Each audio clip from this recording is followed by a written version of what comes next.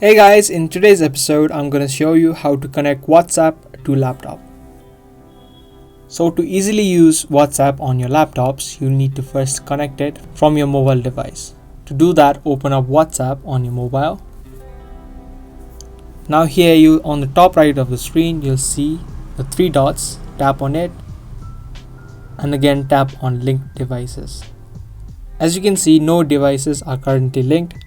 To link a device, tap on link a device. Next, you will need to scan the QR code on your laptops. Make sure the QR code is open on the WhatsApp and then just scan it. After you scan it, the WhatsApp application will be logged in on your laptop. As you can see, it says Windows active, which means that WhatsApp has been now logged in on my laptop.